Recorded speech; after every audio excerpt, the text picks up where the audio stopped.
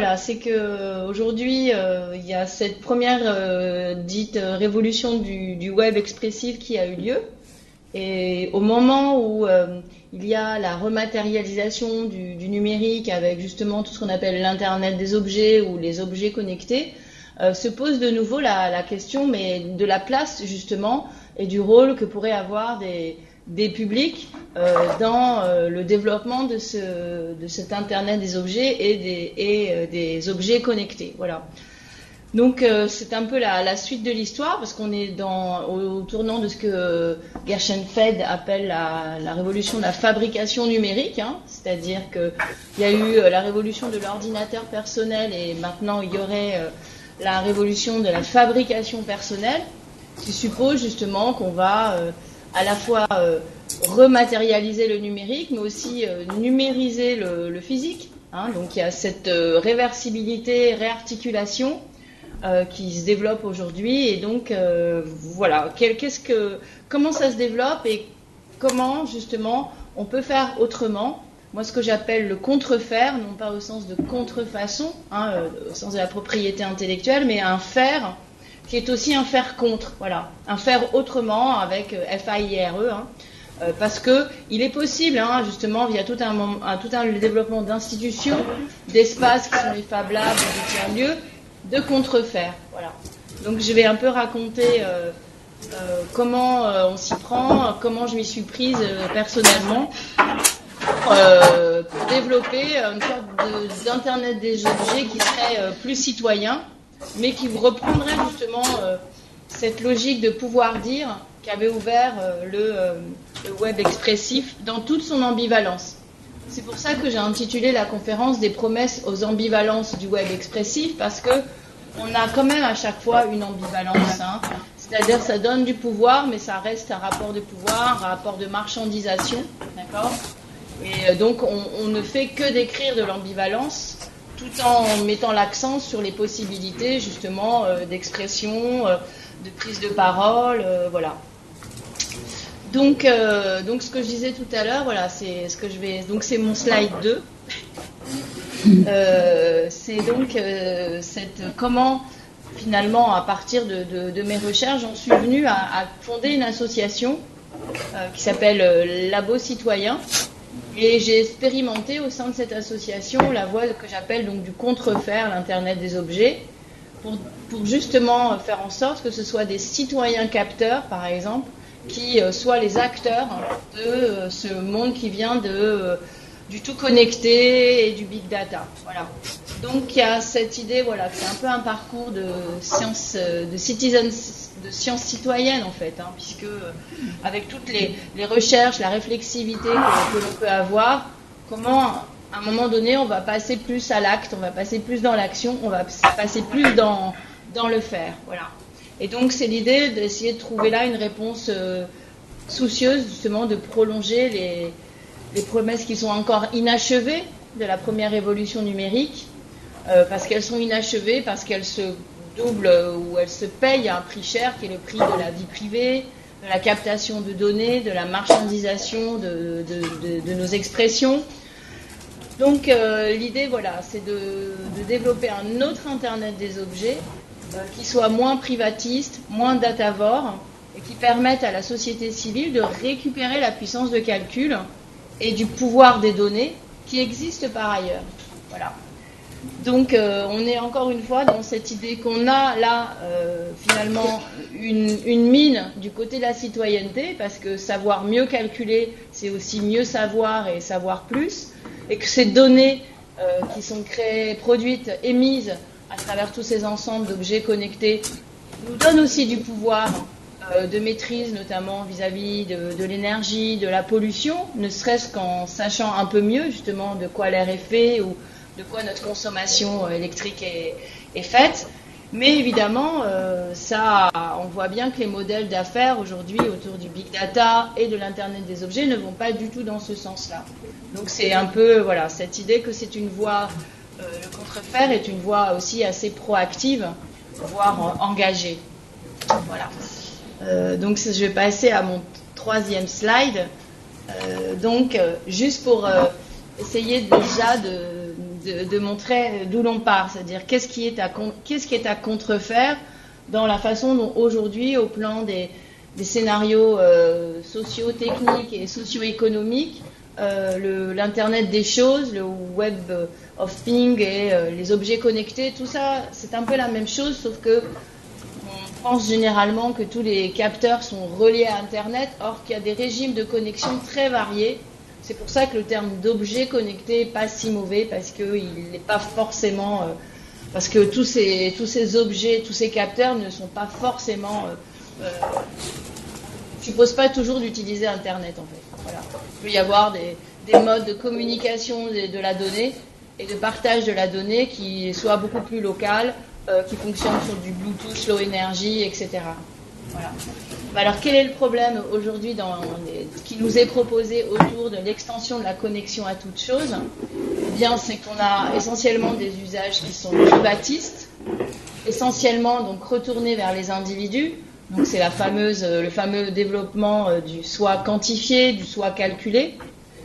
Et ils sont extrêmement datavores, c'est-à-dire forcément, ces données émises quasi parfois en temps réel, qui sont récupérés pour toutes sortes d'usages et pour des usages dont on n'est pas absolument maître, eh bien c'est aussi un problème.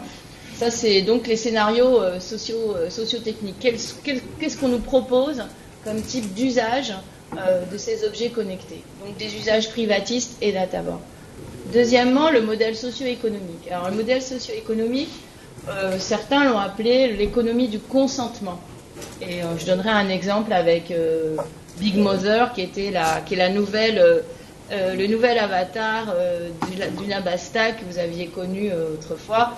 Donc là, le designer Rafi a commis un nouvel objet, un objet connecté, et qui relève typiquement, exemplifie typiquement cette économie du temps, consentement. Ensuite, le dernier problème est un problème d'anthropologie, c'est-à-dire que finalement, on reconduit une sorte d'anthropologie compétitive entre technique et humain, qui est problématique et qui, elle aussi, peut être repensée. C'est ce que je proposerai aussi dans justement les solutionnements que cet engagement a voulu aussi ouvrir et expérimenter. Alors, sur l'Internet des choses, donc, c'est l'idée que c'est l'extension de la connexion, donc non pas seulement justement aux ordinateurs, hein, mais connecter en fait les choses, toutes choses, les objets, mais aussi des équipements, mais aussi la nature, hein, les arbres, etc. À Paris, les arbres, ils sont pucés, ils ont des puces RFID, hein, qui contiennent leur bulletin de santé. Donc il y a l'idée que depuis 2014, il y a plus en fait de choses connectées et de machines communicantes que d'êtres humains. Puisque depuis 2014, vous avez 12 milliards de machines et d'objets communicants contre 6 milliards d'êtres humains qui étaient connectés au réseau mobile et 2 milliards à Internet.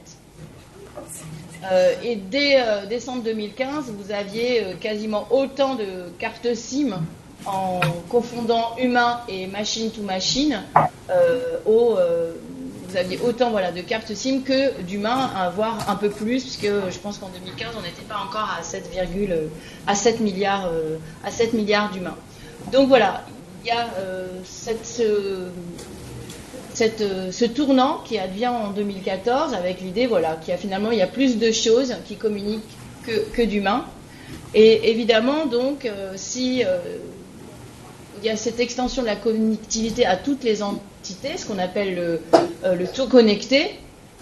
Alors le tout connecté, c'est bien sûr à la fois de la connexion, mais de la puissance de calcul, de l'interface. Hein. Dans un objet connecté, vous avez la connexion, bien sûr, mais il ne sait rien sans la puissance de calcul, c'est-à-dire le traitement de ce qui est capté et la façon dont c'est renvoyé, et puis l'interface de visualisation ou toutes sortes de façons de faire partager la donnée.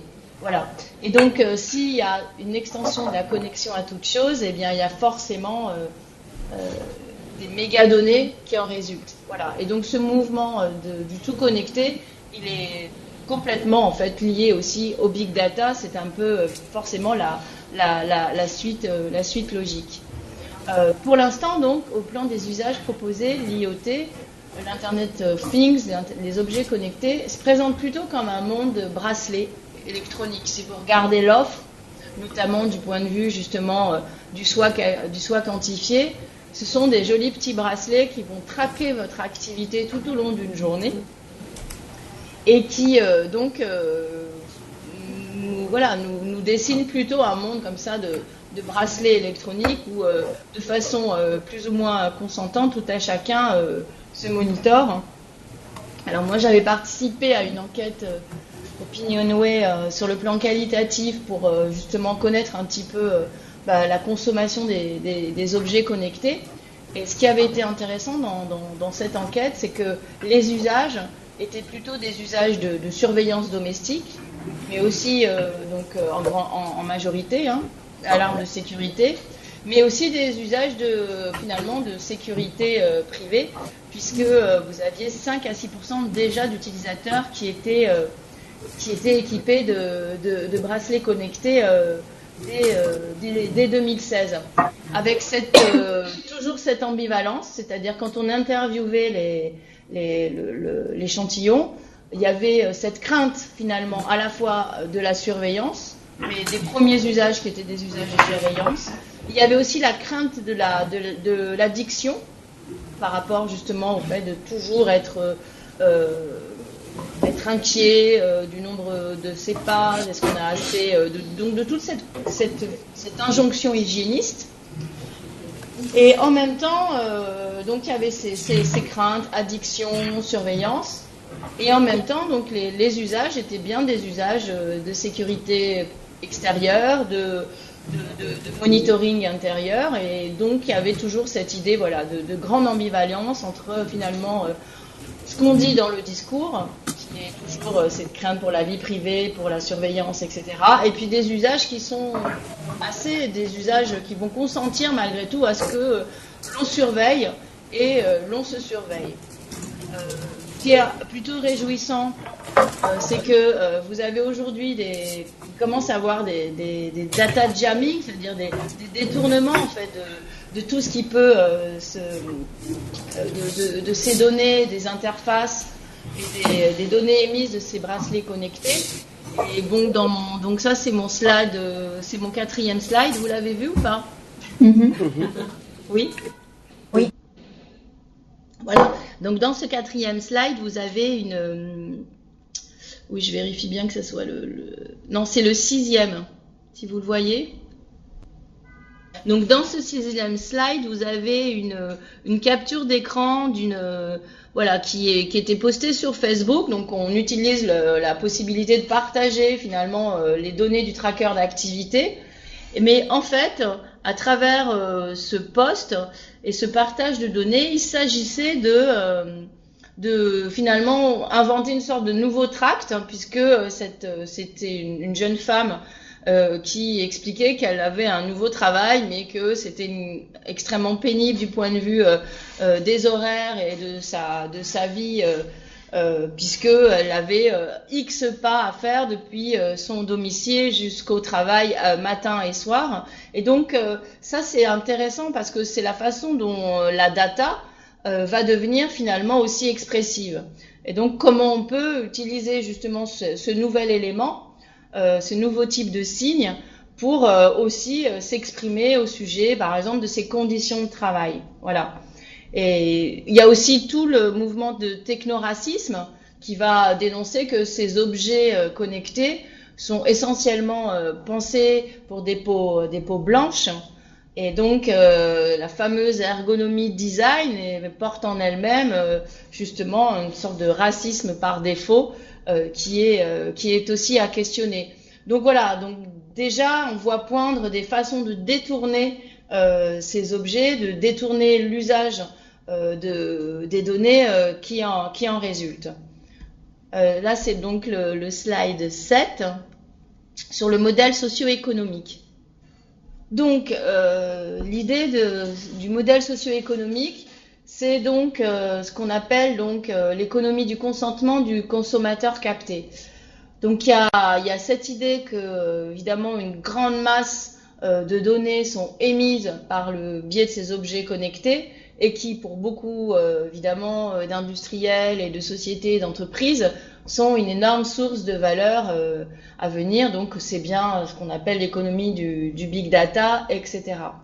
Mais pour ce faire, pour que ces données finalement, qui sont quand même des données, on l'a vu, essentiellement pour l'instant, des données des individus et parfois même de leur santé, et donc qui sont des individus, des données assez sensibles du point de vue personnel, du point de vue de la vie privée, il y a cette idée qu'il semble nécessaire d'acheter en fait le consentement de ce consommateur qui est capté, qui se capte lui-même à travers ces bracelets connectés. Et donc a été inventé ce concept par Doug Sears de économie de l'intention, voilà, dans ce qu'il appelle le VRM, c'est-à-dire qu'il oppose le CRM qui était la relation client qui justement précédait au VRM où c'est le consommateur qui est riche de ces données qui va donc monnayer auprès de différentes entreprises bien justement l'usage commercial des données qu'il aura captées de lui-même et parfois sur lui-même. Donc c'est tout le mouvement évidemment dans l'assurance de ce qu'on appelle le signal prix, c'est-à-dire on vous donne des avantages santé si jamais justement vous acceptez de porter un de ces bracelets. C'est des startups en fait qui se développent aujourd'hui, qui embarquent directement ce type d'objet, donc des startups de santé qui vont supposer par défaut que vous cotisez cette assurance si vous portez ce bracelet. C'est aussi dans les assurances auto le paiement à la conduite, c'est-à-dire que il y a justement l'acceptation d'un boîtier qui va finalement enregistrer votre conduite et en fonction justement du traitement de ces données, vous avez finalement une assurance qui est au plus près, comme ils disent, de votre sa façon de conduire. Donc c'est l'idée qu'on laisse à penser que le consommateur capté et devient finalement le centre de cette place de marché des données, et donc il faut acheter son consentement justement à travers différents usages du signal prix, des avantages santé, le paiement à la conduite, etc. Voilà. Donc mon slide 8, c'est donc un exemple de ce qui se développe aussi comme type de commerce, qui peuvent être le trading de données personnelles, donc tout un ensemble de données qui sont des données, alors soit des objets de santé ou des objets connectés, mais qui sont aussi des données type expressive, plus ou moins volontaires. Et là, il y a l'idée, voilà, que il y a aujourd'hui des possibilités de gagner de l'argent à partir du fait que vous allez concéder certaines données qui peuvent être utiles à différentes entreprises. Alors ensuite, le dernier problème, c'est sur évidemment un peu l'anthropologie qui est sous-jacente au développement du tout connecté et du big data. Et là, on peut citer évidemment le transhumanisme, puisque voilà, une grande partie de ces objets connectés, de ces lunettes connectées, etc., sont en train d'expérimenter sur par exemple des handicapés ou des malades qui sont soit insuffisants cardiaques, soit qui ont tout un ensemble de maladies chroniques. Donc ça, c'est mon slide plutôt 10. C'est pas très fluide, mais bon. Donc voilà. Donc il y a l'idée que l'homme augmenté qu'on nous présente, cette espèce qui va être améliorée par des puces, des capteurs, des implants connectés, est pour l'instant plutôt une humanité fragile, diminuée, sur laquelle on expérimente justement tous ces objets connectés. Et finalement, c'est l'imaginaire de la prothèse qui est finalement recodé en instrument de puissance pour l'humanité. Mais un instrument de puissance pour l'humanité, mais finalement qui est toujours à concevoir dans une rivalité avec les machines. Et c'est là où on retrouve justement l'idéologie transhumaniste, puisque une grande partie aussi de cette offre va provenir de Google, avec ce projet transhumaniste qui est un peu pensé et puis aussi expérimenté dans ces laboratoires. Et donc on se dit voilà qu'il y a là toujours une anthropologie compétitive entre machine et humanité qui est à l'œuvre, et que finalement quand on nous promet la fusion homme-machine d'ici 2045, on voit toujours que finalement la technique est toujours en effet codée, considérée comme étant finalement un agent mutogène en fait de l'humanité. Et donc il y a cette idée voilà que plus l'extension de la connexion s'étend, plus les données se développent, et bien plus finalement ça tend vers justement une mutation de l'humanité, l'artificialisation de son cerveau, etc., avec tout ce qu'on appelle donc l'intelligence artificielle et toutes les recherches qui ont lieu en ce moment à ce sujet. Voilà. Donc ça c'est, on va prendre mon slide 12. Donc il y a l'idée voilà que justement autour de l'intelligence artificielle il y a ce mouvement de réflexivité de certains chercheurs en intelligence artificielle, en machine learning, enfin toutes les technologies qui aident à justement développer une intelligence artificielle, qui commencent à penser qu'ils sont en train finalement de mener un travail quelque peu absurde, avec l'idée qu'ils mettent toute leur intelligence dans des machines pour les rendre plus intelligents que les humains, avec l'idée pour certains de finalement remplacer les humains, comme c'est le cas dans le projet transhumaniste. Donc il y a depuis quelques années, plusieurs initiatives de chercheurs, comme le Future of Life Institute de 2015, et puis récemment en 2016, les partnerships on AI, dont vous trouvez les principaux chercheurs, les principaux chercheurs en intelligence artificielle, qui se demandent s'ils ne sont pas un peu comme les physiciens nucléaires et les généticiens, qui finalement se demandent s'ils sont pas en train finalement de développer des recherches qui soient problématiques pour l'espèce humaine. Donc l'idée c'est de retourner finalement les usages de l'intelligence artificielle pour qu'ils soient plutôt bénéfiques et bienveillants à l'espèce humaine, plutôt que de la transformer, de la faire muter, de finalement inventer cet humain augmenté qui est déjà plus ou moins testé, expérimenté avec les objets connectés, notamment de santé. Voilà, donc ça c'est le tableau du moment, c'est-à-dire voilà comment sont développés un petit peu les usages des objets connectés, les scénarios socio-économiques, et puis un peu l'anthropologie sous-jacente à l'intelligence artificielle, à finalement l'utilisation de ces béquilles, de ces prothèses connectées qui sont censées nous augmenter et pour nous faire mieux muter pour certains. Alors, donc l'idée c'est que ce sont des scénarios qui sont portés par de grandes entreprises avec alors ça c'est mon slide, je m'excuse mais faut que je suive à chaque fois. Donc ça c'est le slide 14. Donc il y a cette idée que pour l'instant les usages sont plutôt privatistes, c'est plutôt du big data et c'est plutôt une anthropologie qui est une anthropologie de type compétitive qui met finalement en compétition hommes et machines. Et donc on peut se demander s'il n'y a pas d'autres voies possibles et si on peut donc finalement développer d'autres modèles d'usage, d'autres modèles économiques et évidemment une autre vision du rapport homme-machine à travers cette extension de la connexion aux choses, à toutes choses. Voilà. Et donc c'est pour ça qu'on se dit finalement il y a eu quand même ce web expressif et notamment la culture mobile que moi je qualifie de révolution de l'écrivance au sens de Barthes, parce que ça a permis finalement à un plus grand nombre de pouvoir s'exprimer, même si justement ça ne gomme aucun rapport de pouvoir, de minorité, ça n'empêche pas les censures, etc. C'est pas du tout une vision complètement irénique enchantée de la chose, hein. C'est une vision ambivalente. Ça a malgré tout donné du pouvoir dans ce qui reste un rapport de pouvoir.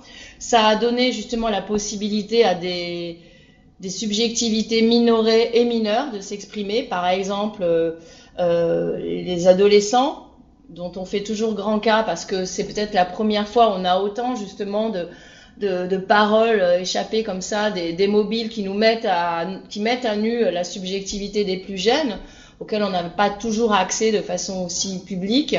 Ça donne aussi du pouvoir à des sujets minorés, c'est-à-dire notamment des femmes pauvres en Inde, en Afrique, même si écrire ça peut être très simple, hein, ça peut être juste des textos, ou ça peut être des choses plus sophistiquées. Il ne faut pas non plus rentrer dans ce misérabilisme un peu colonialiste, hein.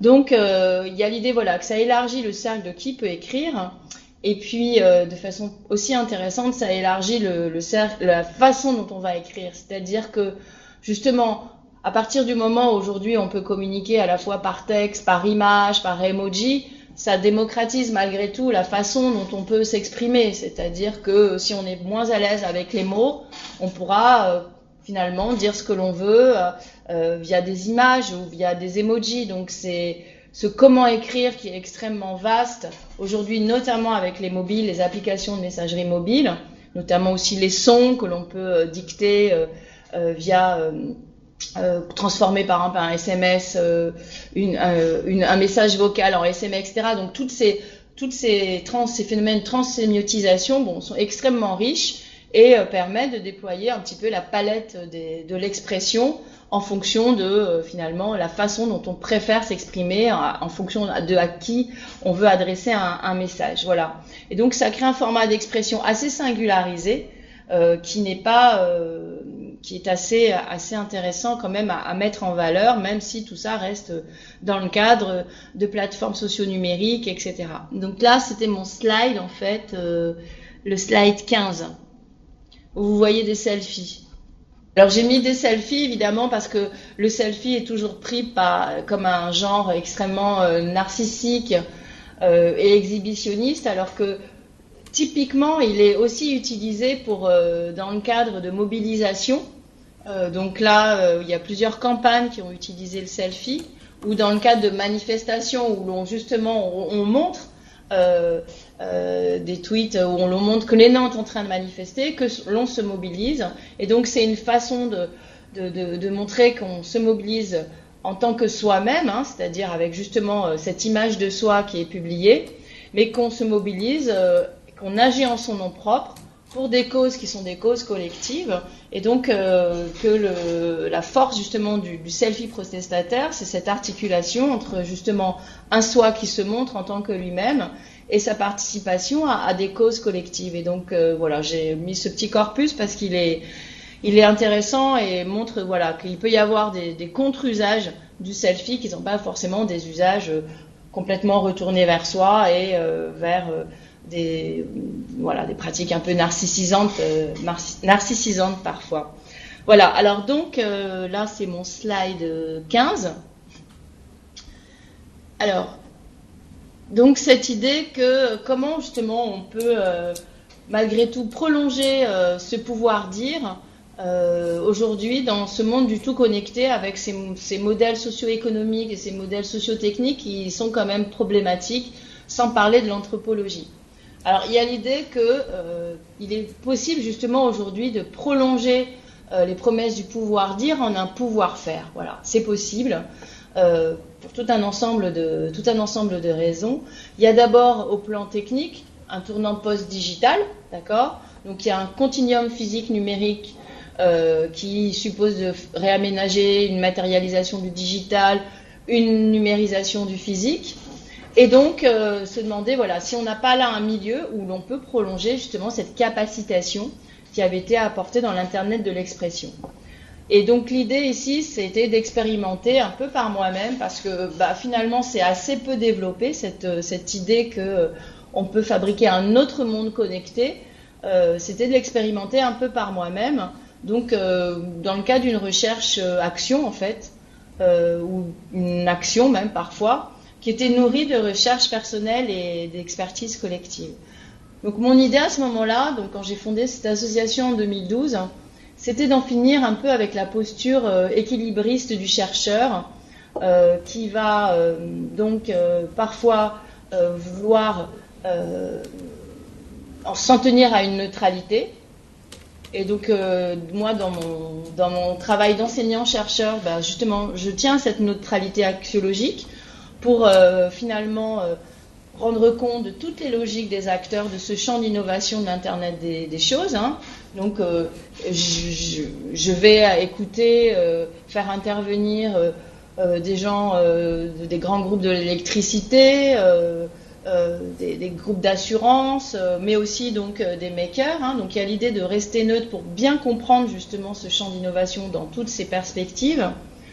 Mais d'autre part, donc il y a cette idée de rester neutre. Et ce qui est fait souvent, c'est que on s'en tient à ma première partie. Vous voyez, on dira bah oui, c'est datavore, c'est privatiste, c'est l'économie du consentement, c'est une anthropologie compétitive. Et puis on s'en tient parfois à ce discours critique et un peu surplombant, qui nous laisse aussi, justement, dans tous les affres de l'ambivalence, parce qu'en effet, on décrit de l'ambivalence, voire une vision un peu malséante du monde, et donc on est dans une posture un peu équilibriste, voilà. Donc tout en voulant rester neutre, comment ne pas n'être que critique? Voilà, c'était un peu mon idée, puisque n'être que critique, pour moi, c'est faire simplement une partie du chemin. Donc c'est pour cette raison que j'ai fondé cette association avec d'autres, qui s'appelle Labo Citoyen, avec l'idée que c'était une association de technologie participative, inclusive, et qui donc avait un peu pour spécialité de développer des capteurs citoyens. Donc, et c'est pour cette raison que je me suis tournée vers les nouveaux espaces de fabrication personnelle qui sont les Fab Labs et les plus anciens qui sont les hackerspaces. Si on veut reprendre un petit peu là une belle distinction qu'avait faite notre collègue dont on salue encore toujours la mémoire, Nicolas Auret, il avait mis en évidence que voilà, là, il y a une distinction à faire entre hackerspace et Fab Lab, là où dans les hackerspace on défaisait d'une certaine façon pour mettre à jour des failles en tous sens. Dans les Fab Labs, on va refaire. On va faire et refaire, et donc voilà. Les hackerspace sont une première génération, plus dans l'ouverture. Les Fab Labs sont une deuxième génération de lieux où on plus dédié au refaire, au faire. Bon, c'est un peu la même logique, puisque finalement c'est la suite des innovations technologiques aussi, hein. Mais bon, on peut intégrer cette distinction qui avait été faite subtilement par Nicolas Auret. Alors donc là c'est mon slide 17. Donc ce slide 17, il rappelle juste rapidement le début du pourquoi, du comment du Fab Lab, et puis un petit peu les différents éléments qui sont constitutifs. Donc ça vient de l'ouvrage que je citais tout à l'heure, c'est-à-dire Fab, la prochaine révolution, donc la révolution de la fabrication personnelle, que Neil Gershenfeld rédige en 2005, après tout un tour du monde en fait, et aussi des premiers cours qu'il a commencé à développer au MIT, mais tout un tour du monde en fait dans des espaces de réparation, mais justement en Inde, en Afrique, et tout ce qu'on appelle la culture de la réparation, elle s'est d'abord développée justement dans des pays où la consommation et le fait de pouvoir accéder à des objets de haute technologie était pas toujours évident, et qu'il y avait aussi cette idée que il était toujours nécessaire aussi de recycler, réparer, etc. Donc il s'est vraiment inspiré de ces mouvements de la culture de la réparation, et ensuite, après ce tour du monde, dans lequel il a participé justement à élaborer un petit logiciel s'appelait CAM, qui consistait justement à créer ce continuum physique numérique et à numériser ce qu'il appelait le monde physique.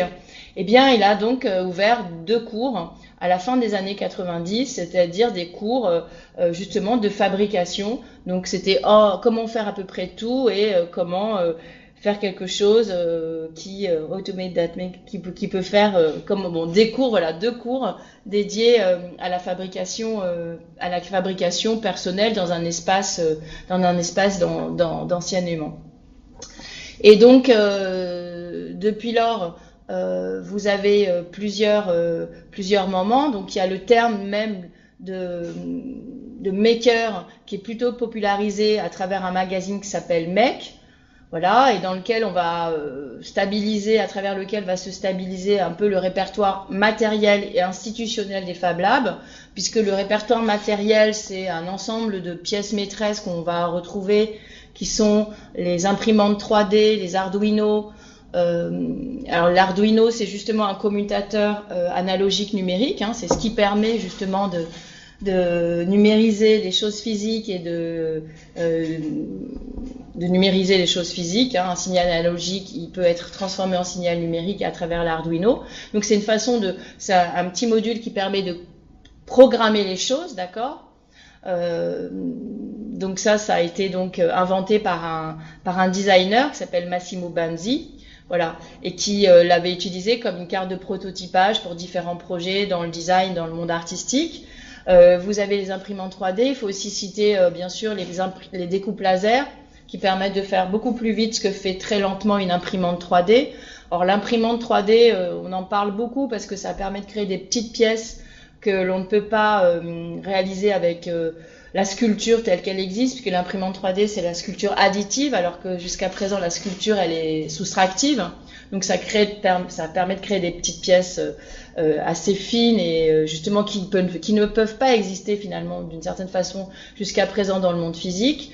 Et aussi les Raspberry Pi qui est un exemple d'un Pico ordinateur. Donc c'est le plus petit ordinateur du marché. Et donc il a la taille d'une carte, un peu plus grand qu'une carte bancaire. Et donc il fonctionne avec une carte SD.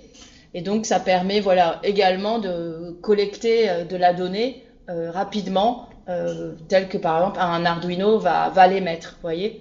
Voilà, donc il y a tout un répertoire matériel qui s'est stabilisé avec justement des magazines comme Make et puis bien d'autres en fait qui permettent aujourd'hui à ce qu'il y ait un mouvement des Fab Labs. Donc ça c'est le slide 18. Voilà. Donc là j'ai pris la charte du Fab Lab, la définition du Fab Lab et la charte du MIT tel qu'il est mis en ligne sur le site du Carrefour numérique à la Cité des Sciences. Voilà. Alors cette année, justement, via mon association et une autre, on est en résidence au Carrefour numérique pour justement un projet qui s'appelle Comme un jeu, où il s'agit notamment de développer des capteurs citoyens et de rendre compte en fait de toutes les expérimentations agro, techniques et politiques qu'il y a dans les Îles-de-France et de mettre ça en scène sous forme de jeu. Et donc voilà, alors quand on va faire des balades captologiques, il y aura l'idée de scénariser notamment la visualisation des données, par exemple dans une carte qui peut 360, qui peut être explorée avec des lunettes de réalité virtuelle, etc. Voilà. Donc j'ai mis la charte là des Fab Labs, celle du MIT, donc c'est à droite. Et donc voilà, il y a ensuite la définition du Fab Lab.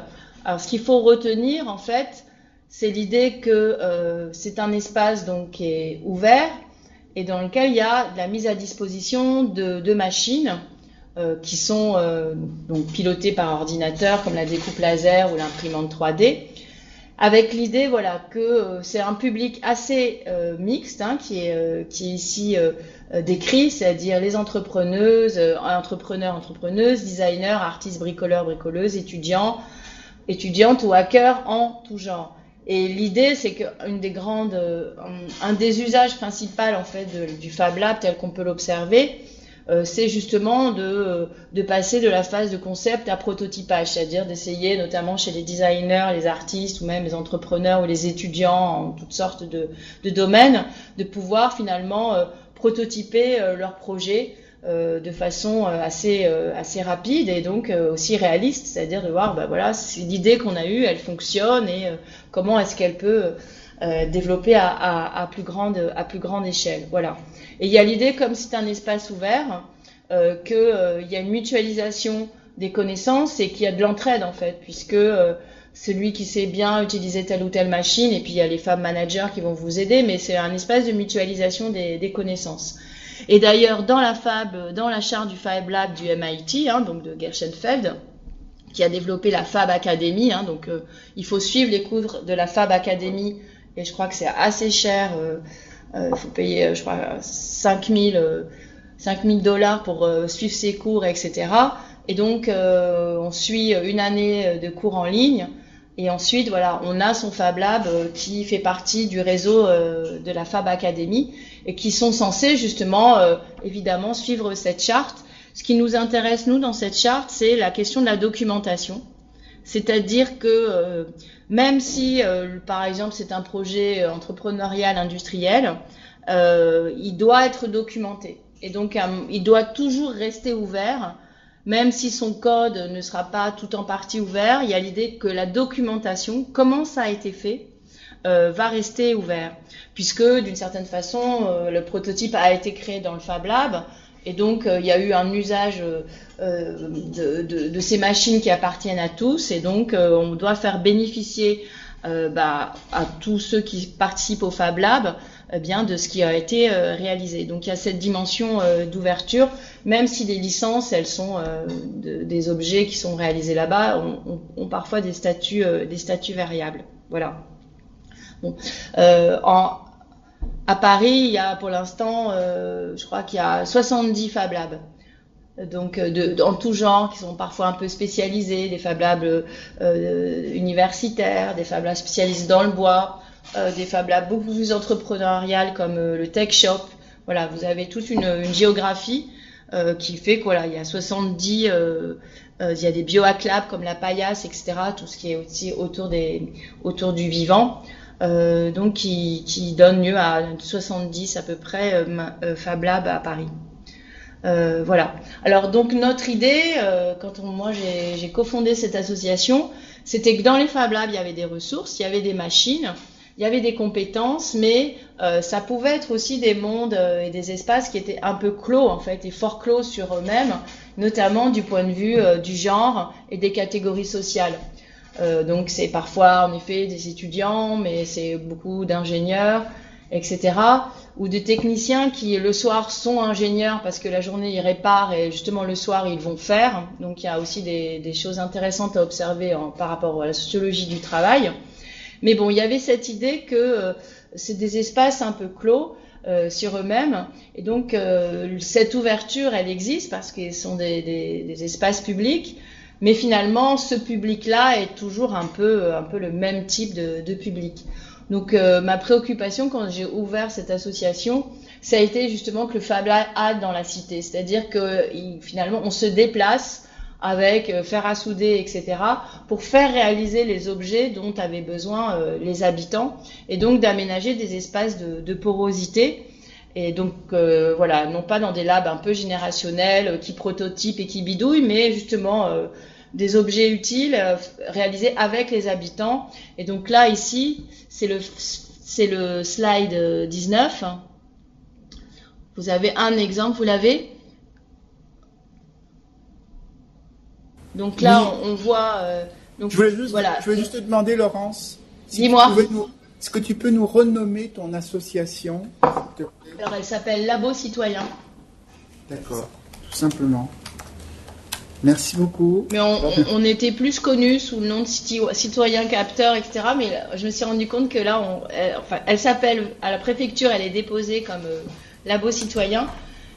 Et notre site a été complètement hacké récemment, donc avec des reprises de nos articles, le lien du GitHub vers de Web Archive.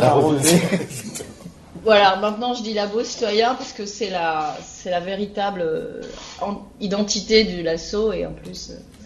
Et donc là, si vous voyez dans ce slide, donc il y a l'illustration du milieu. Donc ça c'est ce qui était réalisé au Fab Lab. Donc c'était Fabelier qui est à l'origine un club d'étudiants, des étudiants du CRI, du CRI, qui est l'institution créée par François Tadei à Paris. Et donc voilà, donc c'est un club d'étudiants qui était justement un Fab Lab. Donc là, on avait justement les machines imprimante 3D, découpe laser, fer à souder, etc. Donc c'est là qu'on a prototypé en fait nos capteurs citoyens. Et ensuite, on les a fait. Donc il y avait un temps, bien sûr, où on pouvait réaliser, souder les capteurs au Fab Lab pour un certain type de public, pour ceux qui pouvaient, etc. Et ensuite, l'image de gauche, si vous la regardez, donc c'est un moment où on a fait souder dans une cité à Poissonnier, à Paris, près de la porte de la Chapelle, des capteurs d'électricité, donc qui permettaient de monitorer sa consommation d'électricité en temps réel. Et puis là, donc sur sur l'image de droite, donc c'est Hackens. Donc on avait aussi travaillé avec le Hackerspace de l'ENS Ulm. Et donc c'est deux étudiants de l'ENS Ulm en informatique qui, au pied de la cage d'escalier, sont en train de coder les derniers codes parce qu'il y avait l'inauguration et que c'était un peu chaud. Et bref. Mais voilà, donc ça, c'est une image intéressante où on voit qu'au pied de la cité, on peut aussi coder des lignes de code pour des capteurs d'électricité. Voilà, donc l'idée, c'était d'aménager le va-et-vient entre le Fab Lab, les Fabeliers, le Hackerspace, et puis les lieux de vie des habitants pour lesquels ces objets avaient été conçus et avec lesquels ils avaient été conçus et fabriqués. Voilà. Donc notre idée, justement, ça c'est mon slide. C'est mon slide 21. Du consommateur capté à la captologie. Voilà, c'est ça. Donc c'est l'idée, de contrefaire, donc de faire autrement, donc d'essayer de prendre l'existant, qui est justement le consommateur capté, et de développer justement des usages de ces objets connectés qui sont de moins centrés sur la captation des individus consommateurs, mais qui sont retournés en fait vers l'extérieur. Donc c'est pas le bracelet connecté, mais ça va être par exemple le capteur de pollution.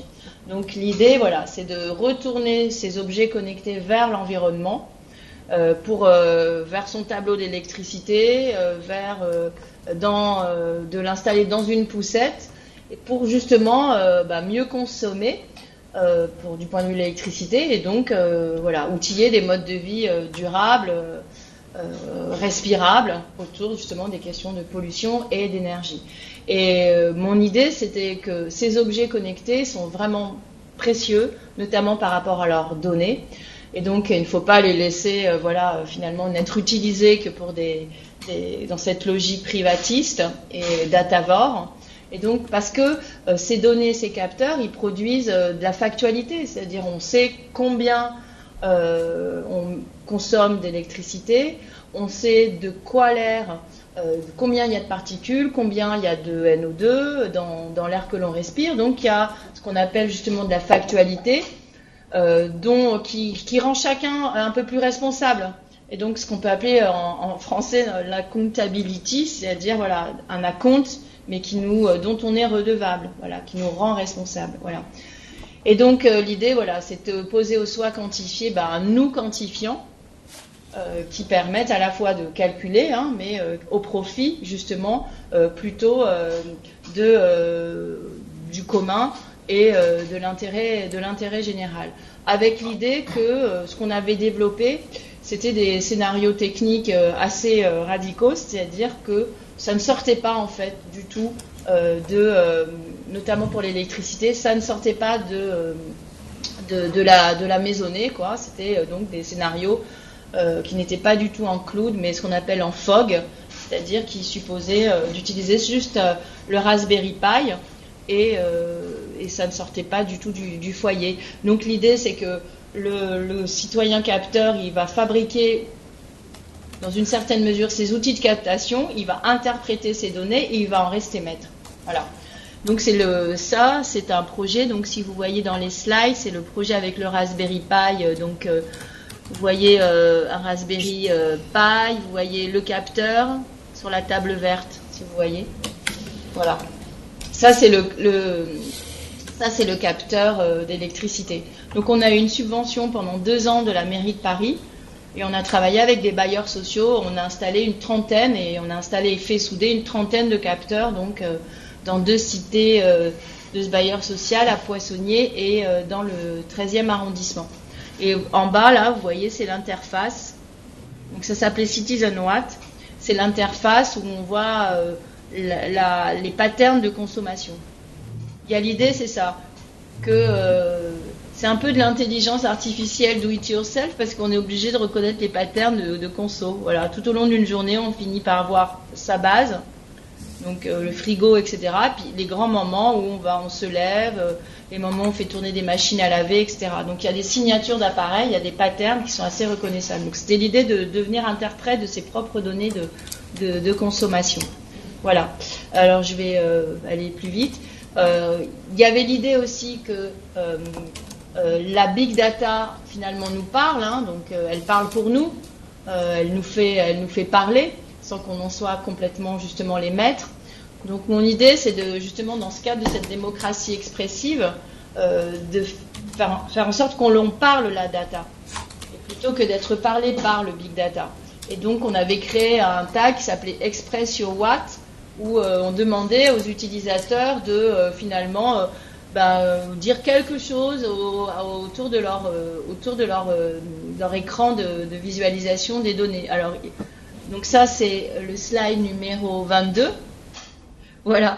Donc là, vous avez des captures d'écran d'un nouveau genre parce que, voilà, vous voyez finalement comment on peut s'exprimer avec son écran de visualisation du capteur que l'on a soudé par soi-même. Donc ça, à mon avis, c'est assez rare. Et donc, c'est l'idée, voilà, qu'on va parler sa donnée. Donc ici, à gauche, vous voyez les petites courbes. Là, c'est un utilisateur qui était en train de faire un bourguignon, puis il a vu que ça faisait des belles courbes régulières comme ça. Donc, il a fait une capture d'écran, puis il l'a envoyé sur Express sur Watt. Ça lui semblait, voilà, un phénomène électrique intéressant à partager. Là, la deuxième, alors c'était une utilisatrice, c'est justement la mère au foyer que je cite, une grande pâtissière, etc. Et donc, c'est un statut Facebook, faisait justement une galette des rois et puis a mis en fait l'interface de CitizenWatt en plus. Ça c'était aussi inattendu. Et là, pareil, je crois que c'est journée cocooning. Bon là c'est pas. Et elle fait quand même péter les watts. Mais bon. Bref.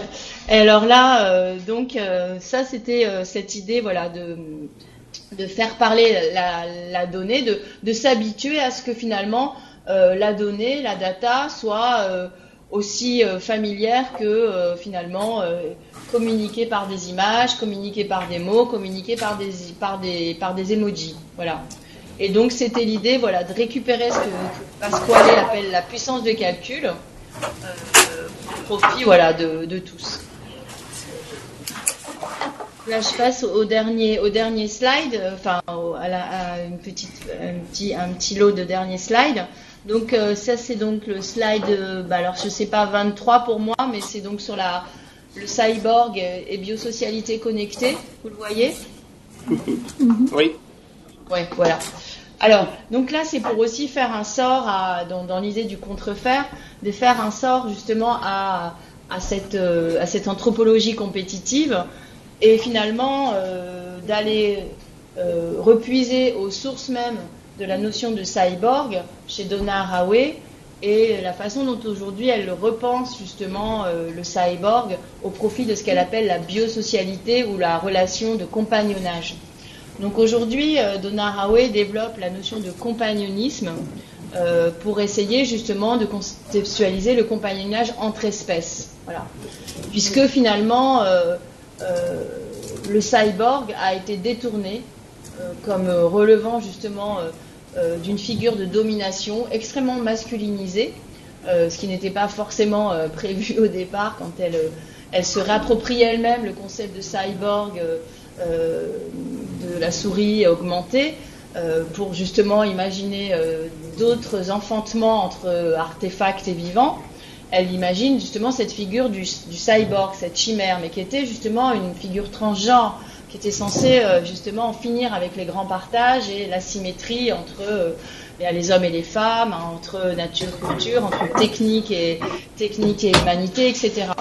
Et finalement, le cyborg a été détourné, notamment dans des films comme Terminator, pour devenir une figure de domination masculiniste. Et donc, bon, c'est une figure usée, quoi, qui n'a plus du tout la portée critique qu'elle a eue. D'où cette idée de penser à un autre paradigme qu'elle appelle le compagnonnage d'espèces ou la biosocialité connectée. Et aujourd'hui, dans ce monde où justement il y a cette extension de la connexion à toute chose, on peut se poser la question, quel est le monde dans lequel on veut être connecté? Et qu'est-ce qu'on doit imaginer comme relation entre les entités connectées et l'homme et les femmes qui sont aussi sont aussi connectés? Et donc, penser la relation de connexion qui nous lie les uns et les autres et avec ces entités avec lesquelles on va partager nos existences. Donc, justement, redonder et abonder dans cette anthropologie de l'homme augmenté, de compétitive, cet imaginaire de la mutation, etc. Parce que c'est pas parce qu'il y a un compagnonnage qu'on a justement nécessité d'une mutation. Voilà. Donc il y a cette idée que les animaux sont des compagnons d'espèces et on peut imaginer que les machines à communiquer sont des compagnons d'existence. Et ça, c'est quelque chose qui revient souvent dans les entretiens que j'ai pu réaliser sur le mobile. Et donc qui donne parfois des problèmes autour justement de l'addiction, etc. C'est l'idée, voilà, que certains le décrivent comme compagnon d'existence, ce fameux mobile. Et donc ça m'a inspiré l'idée que voilà, il y a quand même une relation de compagnonnage qui est assez proche de celle que l'on peut avoir avec les animaux domestiques. Et que l'attachement qu'on peut avoir à cet artefact technique, ou alors un attachement qu'on a à un animal de compagnie, suppose pas forcément qu'on mute. Mais juste nécessite qu'on vive bien avec ces autres espèces et ces machines avec lesquelles nous sommes aussi connectés. Donc il y a cette idée, voilà, que aujourd'hui, si on prend l'anthropologie large de Donna Haraway, qui lui avait inspiré le cyborg, si on prend justement cette anthropologie large et symétrique entre humains et non humains, eh bien, on va y inclure l'espèce humaine, le vivant, l'animal et l'artefact. On va décrire une relation de compagnonnage qui est faite de matérialité, d'incarnation et de responsabilité. Et donc, par exemple, on voit comment on peut prêter vie aux machines, comment on peut faire corps avec elles, sans forcément le penser en termes de vision transhumaniste, comme c'est trop souvent encore le cas aujourd'hui. Voilà. Donc, ça c'est mon... Donc, rapidement, si je sais pas, je peux m'arrêter là, ou je peux juste faire un 3 slides sur un cours que j'ai donné, où justement j'ai essayé de réintégrer dans l'université ce qui pourrait être un Fab Lab, justement, de critical making, c'est-à-dire de penser par le faire et pas seulement critiquer les objets connectés du moment. Je peux faire ça ou je peux m'arrêter là non, avec un petit slide de conclusion, vous me dites. Non, mais je pense que c'est intéressant que tu, justement, que tu pousses un peu plus loin par un exemple.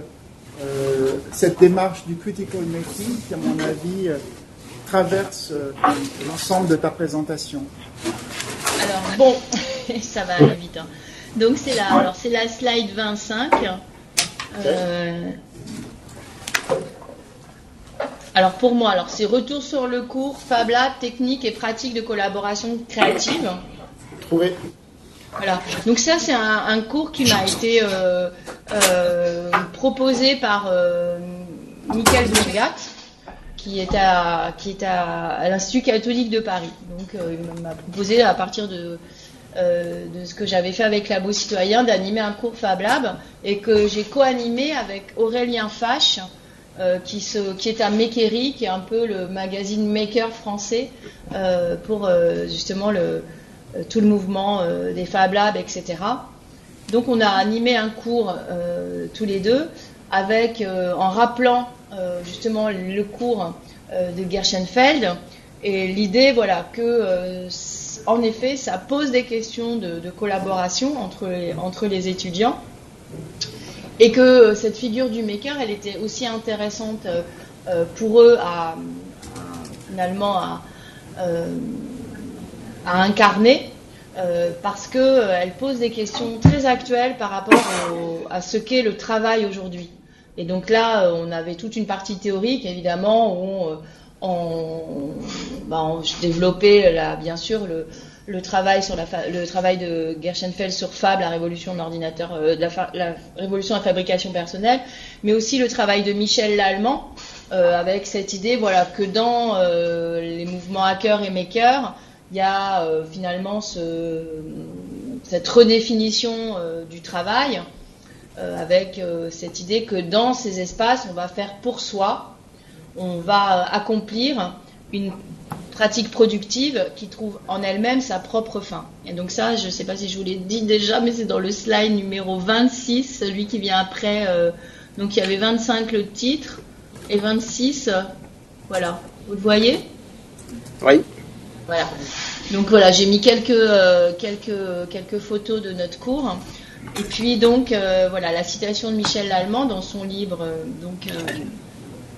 qui explique voilà comment finalement c'est quand même une redéfinition du travail, notamment donc cette idée d'accomplir cette pratique productive qui a en elle-même sa propre fin, donc en une façon faire pour soi, mais aussi pour quelques autres.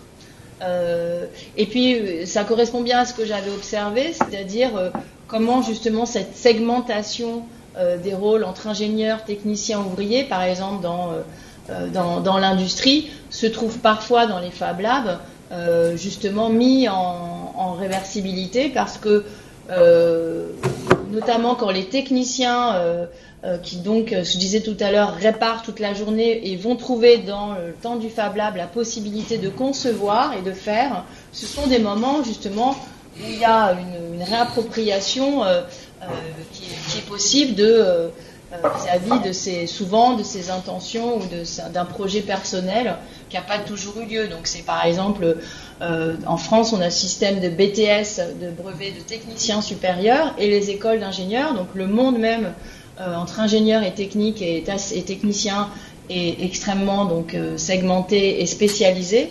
Et donc on voit bien que par exemple celui qui avait fondé le club Fabelier, le Fab Lab Fabelier, était un technicien supérieur. Pourtant, et c'était très intéressant de voir qu'avec les jeunes étudiants de l'ENS-ULM, qui est une grande école, il y avait du part de l'échange de savoir, et puis finalement, parfois, l'un était plus compétent que les autres sur certains domaines, et inversement. Voilà. Donc il y avait cette idée de faire en sorte qu'entre l'ingénieur et le technicien, il n'y ait plus justement cette scission et cette fracture. Donc ça, c'était des choses que j'avais observées, que met bien en avant Michel Lallemand dans son livre. Voilà. Et donc nous, on a fait réaliser. Alors, il y avait toute une partie théorique sur ce mouvement maker, sur les Fab Labs, etc. Et puis il y avait une partie justement créative où on leur a demandé de réaliser des objets connectés do it yourself. Alors, comme c'était des étudiants en communication, on les a fait travailler dans le domaine de ce qu'on appelle les Creative Tech, c'est toute la façon dont les industries culturelles et créatives aujourd'hui, finalement, vont puiser aussi des compétences et des savoir-faire dans le monde de l'ingénierie et le monde technique, c'est-à-dire c'est le data journaliste, c'est justement dans toute la production audiovisuelle, tout ce qui s'invente autour de la réalité virtuelle, la réalité augmentée, voire la publicité également. Voilà, donc de mettre finalement tout ce qui se développe autour des objets connectés, notamment bien dans le secteur des industries culturelles et créatives. Voilà, et on leur a fait réaliser, donc c'était des L2 qui n'avaient pas vraiment de compétences du tout techniques à la base. On leur a fait réaliser donc un petit objet connecté qui est... Alors ça, c'est mon slide. Normalement, c'est le 27. Ouais, voilà, il y a les petites photos des parapluies. Alors, c'est Little Umbrella. Donc, c'est un projet réalisé par un artiste qui s'appelle Julien Lévesque et c'est Aurélien qui a codé et qui a développé toute la partie technique. Et Julien Lévesque l'a conçu. Donc ça consiste en un petit parapluie cocktail qui est monté sur un petit bloc dans lequel il y a un servomoteur et un Arduino. et on récupère donc l'API de Météo France. Et donc quand il pleut, eh bien le petit parapluie s'ouvre. Voilà. Donc c'est un petit et à partir de cet objet qu'ils ont réalisé, il y avait la consigne était d'imaginer tout un scénario d'usage. Donc dans les domaines, soit du spectacle, soit alors il y avait beaucoup de projets autour du handicap, autour de l'accessibilité. Donc il y a eu des projets musique, accessibilité, aussi dans la publicité, dans le tourisme, dans le spectacle. Voilà, donc on avait 25 étudiants qu'on avait donc dispatchés en 5 groupes, et donc ils ont réalisé ces objets. Et surtout, une partie du cours, et donc ça c'est le slide suivant, a consisté à développer, vous voyez, une compétence infocommunicationnelle. Oui. Voilà, à développer donc ce que moi j'ai appelé la maker literacy, c'est-à-dire justement la pratique de la documentation, qui est vraiment essentielle au mouvement maker, c'est-à-dire surtout qu'on est souvent dans du prototypage, donc on invente en grande partie soit le code, soit l'objet, soit la façon de faire, etc.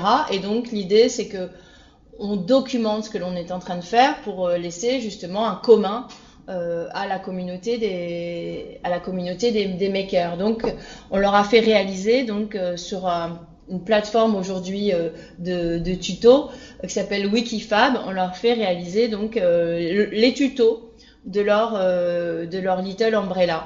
Alors c'était le même objet. Alors ce qui était intéressant, c'était le même objet, mais tous ont eu des façons de l'expliquer un peu différentes, ce qui était à la fois intéressant, mais aussi parfois un problème parce que tout n'y était pas.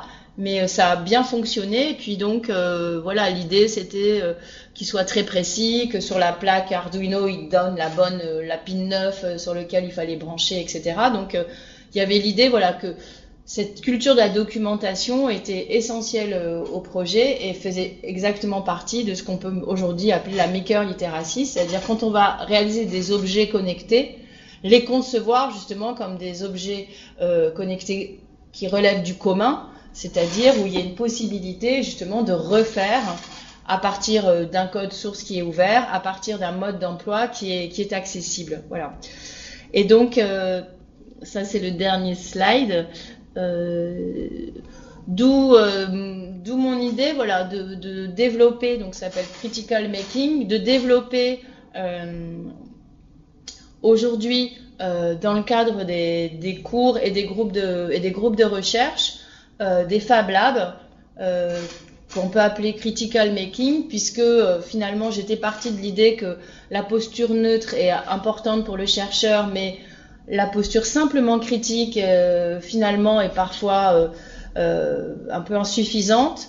Et l'idée, voilà, c'est que peut-être dans ce qui est en train de s'inventer comme proposition dans ce qu'on appelle les creative tech, justement, de toutes ces industries créatives et culturelles qui se dotent de toute une dimension finalement numérique et puis maintenant autour des objets connectés, il serait intéressant de ne pas seulement avoir un discours sûr, mais aussi de défaire ces boîtes noires, voire aussi les contrefaire, c'est-à-dire avoir un discours critique, mais qui soit un discours objectivé matériellement dans, par exemple, des contre-prototypes, etc. Bon, c'est très expérimental, mais voilà, c'est un peu le projet là qui m'anime en ce moment pour essayer, voilà, de développer tout ce savoir-faire autour justement d'une approche qui est un penser par le faire. Voilà.